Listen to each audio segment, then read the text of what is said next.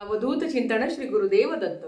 श्री स्वामी समर्थ. तुम्हा सगळ्यांचं माझ्या चॅनलमध्ये खूप खूप मनापासून स्वागत आहे. आजचा दिवस तुमचा शुभ जाऊ दे. स्वामी कृपेने तुमच्या सगळ्या चांगल्या इच्छा स्वामी महाराज नक्की पूर्ण करो हीच महाराजांचरणी प्रार्थना करते आणि आजच्या व्हिडिओला सुरुवात करते. तुळशी विवाह, तुळशीचं लग्न आपण आपल्या घरी साजरी करत असतो. तुमच्या घरात जरी तुळशीचं लग्न करायची पद्धत नसेल तरी पण तुम्ही तुमच्या घरात आवर्जून तुळशीचं लग्न लावायचं असतं. हा खूप छान असा सोहळा आहे जो आपल्याला करण्यासाठी म्हणजे आपल्याला तो करायचा एक चान्स देवांनी दिलेला आहे. तुळशीचं लग्न हे 24 नोव्हेंबरपासून तुम्ही 27 तारखेपर्यंत तुम्ही तुळशीचं लग्न लावू शकता. म्हणजे शुक्रवारपासून ते सोमवारपर्यंत तुम्ही कधीही तुळशीचं लग्न करू शकता. आपल्या हिंदू धर्मामध्ये तुळशीला अनन्यसाधारण महत्त्व आहे. असं एकही घर नाही आहे की ज्या घराच्या बाहेर तुळस नाही आहे आणि एकही घर नाही आहे का ज्या घरात कधी लग्न झालेलं नाही किंवा लग्न होणार आहे. तुमच्या मुलांच्या लग्नात जर अडचणी निर्माण होत असेल तर आवर्जून त्या तुळशीच्या लग्नाला तुम्हाला त्यांना पण बसवायचं आहे. मुलगा असो मुलगी असो त्यांनाही तिथे उपस्थिती राहू द्या आणि त्यांच्याही डोक्यावर अक्षता टाका. तुळशीचं लग्न हे विष्णूंसोबत म्हणजेच विष्णू स्वरूप बाळकृष्णासोबत तुळशीचं लग्न लावायचं असतं. ते कसं लावायचं ते आपण आजच्या व्हिडिओमध्ये बघणार आहोत. तर आता मी तुम्हाला सांगणार आहे की तुळशीचं लग्न आपण घरच्या घरी साध्या पद्धतीने कसं करावं. संध्याकाळी तुळशीचं लग्न लावायचं असतं. म्हणजे प्रदोष काळानंतर संध्याकाळी तुम्ही तुळशीचं लग्न लावू शकता. आवर्जून करा. काही त्याला खर्च नाहीये, खूप काही करावं लागत नाही. पण हा अतिशय मंगलदायी सोहळा आहे जो तुम्हाला आवर्जून इथे पार पाडायचा आहे. म्हणजे आपल्या घरातच तुम्हाला घराच्या बाहेर मग तुम्ही घरात करा किंवा दाराच्या बाहेर करा किंवा तुम्ही गॅलरीत करा. तुम्हाला जिथे लागेल तिथे तुम्ही तुळशीचं लग्न साजरी करू शकता. तर चला व्हिडिओला सुरुवात करूया. तर बघा इथे मी तुळशीला सजवलेलं आहे. सगळ्यात आधी तुळशीला आपण अलंकार परिधान करणार आहोत. इथे मी तुळशीला सगळे अलंकार मी परिधान करून घेतलेले आहे. तुमच्या घरात ज्या काही ज्वेलरीज असतील त्या इथे तुळशी मातेला आपल्याला चढवायचे आहे. मी इथे मणी मंगळसूत्र त्याच्याबरोबर जे कानातले आहे ते मी याच्या पाठीमागे ठेवलेले आहे. बांगड्या घातलेल्या आहे. इथे नथ आहे, इथे जोडवे ठेवलेले आहे. मंगळसूत्र हे सगळं मी तुळशी मातेला अर्पण केलेलं आहे. आणि आता बघा आता काय केलेलं आहे, एक पाट घेतला आहे. पाटावर मी तुळस ठेवलेली आहे. खरं तर खाली डबा ठेवला आहे, डब्यावर तुळस ठेवलेला आहे म्हणून तितकी मोठी दिसते आहे या पद्धतीने. आणि त्याच्याबरोबर तुळस ठेवल्यानंतर तुळशीला अलंकार आणि वस्त्र मी परिधान केलेले आहे. त्याच्याबरोबर इथे मी चार जे ना उसाचे खांब आहे ते लावले आहे.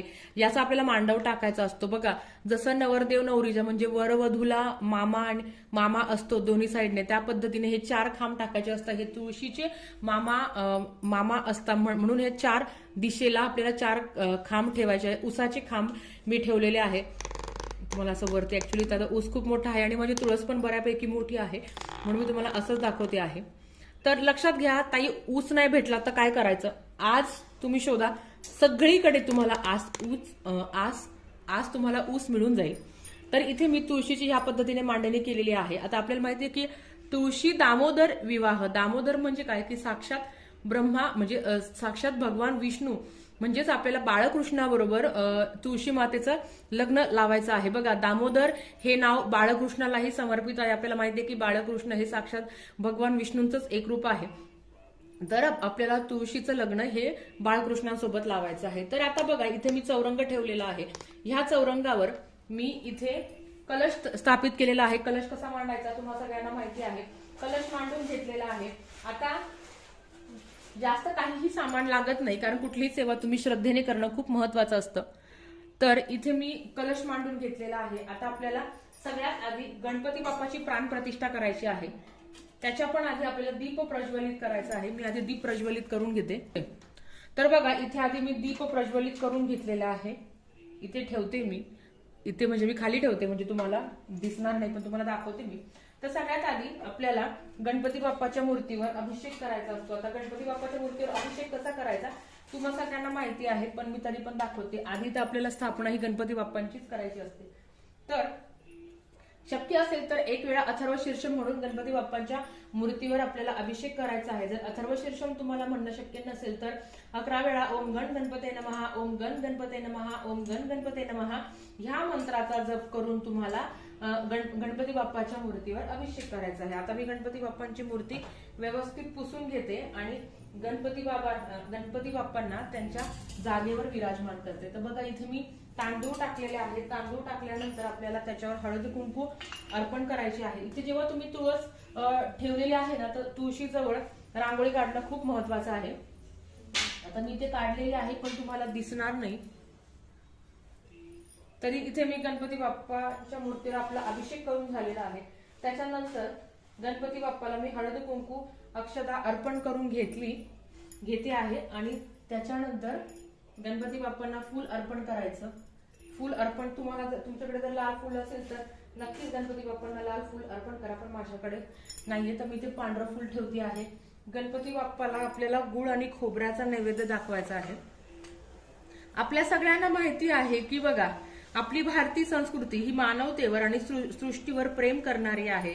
चराचर सोयरे व्हावेत ही एक साधी अपेक्षा ज्ञानदेवांनी व्यक्त केली होती. वनस्पती प्रेम व त्यातील एक भाग म्हणजे तुळस. तुळस ही अत्यंत उपयुक्त वनस्पती आहे. आपल्या सगळ्या धर्मामध्ये म्हणजे हिंदू धर्मामध्ये स्त्रियांनी तुळशीचे पूजन करणं फार महत्वाचे मानले जाते. तुळस आरोग्यदायक वनस्पती आहे. दारात तुळशी वृंदावन असल्या म्हणजे आपल्या दारात जर तुळशी वृंदावन असणं तर हे एक आहे ना हिंदू धर्माची खूण मानली जाते. हे आपल्या सगळ्यांना माहिती आहे. एवढे हे तुळशीचं अनन्यसाधारण महत्व आहे. तर गणपती बाप्पाला मी गुळ आणि खोबऱ्याचा नैवेद्य अर्पण करते आहे. या पद्धतीने गणपती बाप्पांना गुळ खोबऱ्याचा नैवेद्य मी दाखवून दिलेला आहे. आता गणपती बाप्पांना गुळ खोबऱ्याचा नैवेद्य दाखवून दिल्यानंतर आपल्याला भगवान बाळकृष्णांच्या मूर्तीवर देखील अभिषेक करायचा आहे. बघा, तुळशीचं लग्न किंवा तुळशी विवाह आपल्याकडे एक खूप मोठा सणच असतो. आपण जसं दिवाळी साजरी करतो त्याच पद्धतीने आपण तुळशीचा विवाह खूप मोठ्या पद्धतीने साजरी करत असतो. कार्तिक शुद्ध एकादशी ते कार्तिक शुद्ध पौर्णिमेपर्यंत प्रत्येक बघा आपल्या केंद्रात ज्या महिला केंद्रात जातात त्यांनी आपल्या केंद्रातही तुळशी विवाह होतो. आज सगळ्यांना माहिती आहे. आता मी नाशिकचं सांगते, बाकीचं मला माहिती नाही. ह्या व्हिडिओद्वारे मी नक्कीच आवाहन करेल की आपल्या नाशिकला जे सिडकोचं संभाजी स्टेडियम आहे त्या संभाजी स्टेडियममध्ये आज खूप मोठा विवाह सोहळा साजरी होणार आहे. जे नाशिकचे लोक आहे जे विवाह इच्छुक आहे त्यांनी नक्कीच आज त्यांना शक्य असेल तर आज त्यांनी संभाजी स्टेडियम जे सिडकोत आहे बघा, सगळ्यांना माहिती आहे सिडकोत, तुम्ही सिडकोमध्ये गेल्यावर कुठेही विचारलं तरी संभाजी स्टेडियम आहे. तिथे आज खूप मोठा विवाह सोहळा आहे. मी सगळ्यांना आवर्जून विनंती करेन की जे विवाह इच्छुक आहेत त्यांनी जरूर जावं. तर बघा, गणपती बाप्पाच्या मूर्तीवर अभिषेक झाला. मी इथे आधीच कलश मांडून घेतला होता. कलशाची पूजा पण करून झाली होती. आता मी कलशांना पण फूल अर्पण करते. आता आपल्याला बाळकृष्णांच्या मूर्तीवर अभिषेक करायचा आहे. आता अभिषेक कसा करता ते मी तुम्हाला सांगते. आता बघा, बाळकृष्णांच्या मूर्तीवर आणि तुळशी मातेला पण अभिषेक घालायचा आहे. आता तुळशी मातेला अभिषेक कसा घालणार ते तुम्हाला सांगते. आधी बाळकृष्णांच्या मूर्तीवर अभिषेक करताना आपल्याला एक वेळा श्री सुक्तम आणि एक वेळा पुरुष सुक्तम म्हणायचं आहे. पुरुष सुक्तम काय आहे, नित्यसेवेमध्ये दिलेलं आहे. नसेल तुम्हाला जर नित्यसेवेचं पुस्तक तुमच्याकडे तर तुम्ही युट्यूबला लावून देऊ शकता. तर आता श्री सुक्तम म्हणत एक वेळा श्री सुक्तम आणि एक वेळा पुरुष सुक्तम म्हणून बाळकृष्णांच्या मूर्तीवर तुम्हाला अभिषेक करायचा आहे. या पद्धतीने आता तुळशीवर कसा अभिषेक करणार, तर तुळशीवर अभिषेक बघा, आता हे जे आपण तुळशीचं लग्न लावतो हे आपण संध्याकाळीच लावत असतो. तर काय करायचं, फूल घ्यायचं हातात, फूलमध्ये थोडंसं पाणी शिंपडायचं आणि ह्या पद्धतीने तुम्ही श्री सुक्तम आणि पुरुष सुक्तमचा असा थोडा बघा, तुम्हाला इथे दिसत असेल, थोडस वरती घेते, तर असं पाणी शिंपडत थोडासा तुम्ही त्यांना अभिषेक घालायचा आहे. आता मी तुम्हाला पुरुष सुक्तम म्हणून दाखवते. हरिओम अनंत शीर्षे अनंत चक्षु अनंत पद्धारी चराचरातने व्यापने उरला दशांबते श्रीहरी महापुरुष हा त्रिकालात्मा देवांचा देव अजन्मा परे सोडून यावे रक्षणार्थ ठाव दृष्ट जगत हे महिमा त्यांची एकची पद्मात्र. ह्या पद्धतीने तुम्हाला तुळशी मातेवर पण अभिषेक करायचा आहे आणि बाळकृष्णांच्या मूर्तीवर पण तुम्हाला अभिषेक करायचा आहे. आता बघा, बाळकृष्णांच्या मूर्तीवर अभिषेक करून झाल्यानंतर इथे नवरी तर नटलेली आहे. आपल्याला आता नवरदेवांनाही तेवढंच छान पद्धतीने सजवायचं आहे. तर काय करायचं, तुमच्याकडे बाळकृष्णांना जे कपडे असेल तर अर्थात त्यांना सुंदरपैकी तुम्ही कपडे परिधान करा. इथे मी तुम्हाला इथे हा जो जागा आहे तर इथे तुम्हाला स्वस्तिक काढून घ्यायचं आहे. तांदळाने स्वस्तिक काढून घ्या. मी इथे स्वस्तिक काढून घेते आणि मग तुम्हाला दाखवते. तर बघा, इथे मी स्वस्तिक काढला आहे. त्या स्वस्तिकवर मी हळद कुंकू अर्पण करते आणि त्याच्यावर तुम्हाला बाळकृष्णांची मूर्ती ठेवायची आहे. आता बाळकृष्णांच्या मूर्तीला मी आधी वस्त्र परिधान करून घेते आणि मग आपण त्यांना त्यांच्या जागेवर ठेवूया. तर तुम्ही ते बघा, मी सुंदर असं बाळकृष्णांनाही सजवलं आहे. कारण नवरी सजली तर अर्थात नवरदेवांनाही आपल्याला सजवायचं असतं. तर तुमच्याकडे असं वस्त्र असेल छोटंसं, ज्याला आपण लोडं म्हणतो, तर असं इथे ठेवायचं आहे. एक लक्षात घ्या, आपण जेव्हा तुळशी विवाह करतो तेव्हा बाळकृष्णाचं तोंड म्हणजे बाळकृष्णांचं मुख हे आपल्या पश्चिमेकडे असावे. आता माझ्या घराची जी पश्चिम दिशा आहे ती इकडची आहे, म्हणून मी बाळकृष्णांची मूर्ती पश्चिम दिशेला ठेवते. तुम्ही मांडणी करताना पण एक गोष्ट लक्षात ठेवायची की बाळकृष्णांची मूर्ती ही पश्चिम दिशेला पाहिजे, या पद्धतीने. आता बाळकृष्णांची मूर्ती स्थापन झाली आहे, त्यांना पण आपण गंध लावून घेऊया आणि त्यांनाही फूल वगैरे छानपैकी अर्पण करूया. आता बघा, बाळकृष्णांची सुंदर अशी आपली पूजा करून झाली आहे. आता इथे तुळशी मातेची पण पूजा करून घ्या. तुळशी मातेला आपण ऑलरेडी अलंकार परिधान केले आहे, त्यांना आपल्याला हळद कुंकू अर्पण करायचं आहे तुळशी मातेला. आणि म्हणून प्रार्थना करायची आहे सगळ्या देवांना, तुळशी मातेला, बाळकृष्णांना, गणपती बाप्पांना, की माझ्या घरात जो मी तुळशी विवाह साजरी करत आहे त्याच्यात तुम्ही सूक्ष्म रूपात येऊन तुमची उपस्थिती राहावी, असं त्यांना प्रार्थना करायची आहे. तुमच्या घरात अत्तर असेल तर नक्कीच तुम्ही बाळकृष्णांना आणि ज्या आपल्या तुळशी माता आहे त्यांना तुम्हाला अत्तर लावून घ्यायचं आहे. आता मी फक्त इथे तुळशी मातेच्या जे वस्त्र आहे त्यांना मी अत्तर लावून घेते आहे आणि इथे भगवान बाळकृष्णांना पण मी अत्तर लावून घेते आहे, या पद्धतीने. आता बघा, इथे आपली मांडणी आणि पूजा झालेली आहे. नवरदेव नवरी असल्या तर अर्थात मंडोळ्या येणं स्वाभाविक आहे. मंडोळ्याशिवाय लग्न होत नाही आणि आपल्या म्हणजे मराठीमध्ये तर मंडोळ्यांना खूप महत्व आहे. तर मी दोघांसाठी पण सुंदर अशा मंडोळ्या आणलेल्या आहेत. आता बाळकृष्णांना मंडोळ्या बांधू शकत नाही कारण बाळकृष्ण खूप छोटेसे आहे आपले, पण मी त्यांची मंडोळी इथे ठेवून देणार आहे. आणि मी नक्की सांगेल मंडोळ्या पाहिजे बरं का, जसं तुम्हाला मी सांगितलं की आपल्याला ना ऊस असणं खूप महत्वाचं आहे, त्या पद्धतीने मंडोळ्या असणंही खूप महत्वाचं आहे. आता या मी मंडोळ्या इकडे तुळशी मातेला लावून घेते.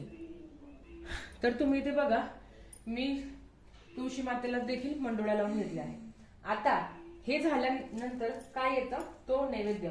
एक लक्षात घ्या, तुम्ही ते 5 प्रकारची फळं ठेवता आहे चालेल, पण ह्या दिवशी आवळा आणि ज्या चिंच आहे या नैवेद्याला खूप महत्व आहे. बघा, इथे आवळा आणि चिंच तुम्हाला इथे दिसत असेल, तर मी या नैवेद्यामध्येच आवळा आणि चिंच ठेवून घेते आहे, किंवा दुसऱ्या एका डिश मध्ये ठेवलं तरी चालेल ना. याच्यातच आवळा आणि चिंच ठेवून घेते आहे. आवळा आणि चिंच नैवेद्याला असणं खूप महत्वाचं आहे. बऱ्याच गावात 5 आवळा आणि 5 चिंच, प्रत्येक समाजात प्रत्येक गावात आपलं वेगवेगळं असं महत्व असतं, पण तुम्ही एक आवळा किंवा एक चिंच ठेवली तरी चालेल. आणि खाली बघा, इथे मी तुळशी मातेसाठी ओटी देखील ठेवलेली आहे. ओटीचं सामान आहे, याच्या शृंगार आहे, त्याच्याबरोबर जोडवे आहे, जे काजळ आहे, लिपस्टिक आहे, आणि इथे ब्लाउज पीस आहे, मंगळसूत्र आहे आणि एक नारळ ठेवलेला आहे. या पद्धतीने आपल्याला तुळशीची ओटी भरायची आहे.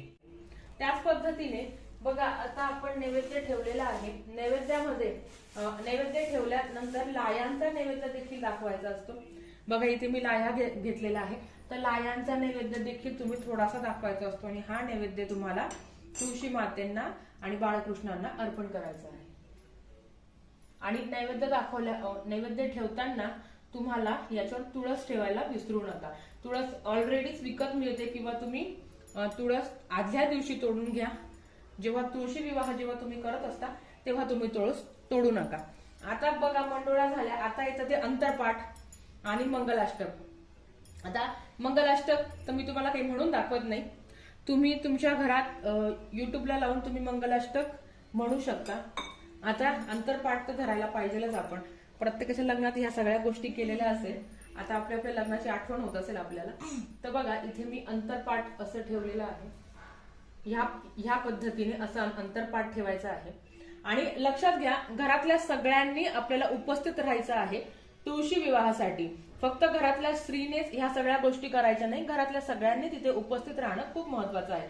तर इथे मी अंतरपाठ धरायचं आहे. अंतरपाठ धरल्यानंतर छानपैकी मंगलाष्टकम तुम्हाला म्हणायचं आहे. ज्या तुम्हाला काही गाणी वगैरे येत असेल तर तुम्ही म्हणू शकता. हे झाल्यानंतर हे बघा मी तुम्हाला इथे दाखवते. तर मी इथे अंतरपाठ धरला आहे. मंगलाष्टकम म्हटल्यानंतर तुम्हाला गणपती बाप्पाची आरती करायची आहे, बाळकृष्णांची आरती करायची आहे. त्याच्याचबरोबर जर तुम्हाला तुळशी मातेची आरती येत असेल तर ती पण तुम्हाला आरती करायची आहे. कुठलीही सेवा करताना मनात श्रद्धा आणि भाव असणं खूप महत्वाचं असतं.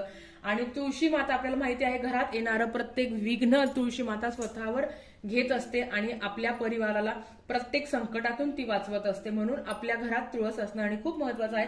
आणि प्रत्येक घरात तुमचं रेंटचं घर आहे, तुमचं स्वतःचं आहे, काही पण असो, तुम्हाला तुळशीचं विवाह करायचा आहे. आणि काही कारणाने नसेल शक्य, तुमची इच्छा आहे की नाही मला माझ्या तुळशीचं पण लग्न लावायचं आहे, जर जिथे सामूहिक विवाह म्हणजे आता केंद्रात असतो किंवा जसं मी तुम्हाला सांगितलं की संध्याकाळी संभाजी स्टेडियमवर पण आहे, मला शक्य असेल तर मी नक्की जाणार आहे.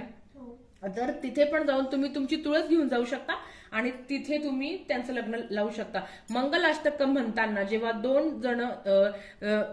दोन जण अंतरपाठ धरता तेव्हा आपल्याला ज्याला आपण अक्षदा म्हणता, तर अक्षदा तुम्हाला घ्यायचे आहे. तर अक्षदा ह्या पांढऱ्या नसाव्या, लाल किंवा पिवळ्या करून तुम्हाला घ्यायच्या आहे. आणि जेव्हा मंगलाष्टकम म्हणतो तेव्हा ह्या पद्धतीने बाळकृष्ण आणि तुळशी मातेवर तुम्हाला अक्षदा अर्पण करायचे आहे. अतिशय साध्या पद्धतीने आपल्याला तुळशीचं लग्न साजरी करायचं आहे. पण तुळशीचं लग्न हा सुद्धा एक खूप सुंदर असा सण आहे जो आपल्याला म्हणजे हिंदू माणसांना लाभलेला आहे. तर मी सगळ्या माझ्या महिलांना नक्कीच विनंती करेल की हो तुम्हीही तुळशीचं लग्न याच पद्धतीने करायचं आहे. तर अतिशय छोट्याशा माहितीसोबत झालेली सेवा मी महाराजांच्या चरणी रुजू करते आणि आजचा व्हिडिओ इथेच थांबवते. सबस्क्राईब करा. भेटूया परत अशाच एका नवीन व्हिडिओ सोबत. श्री स्वामी समर्थ.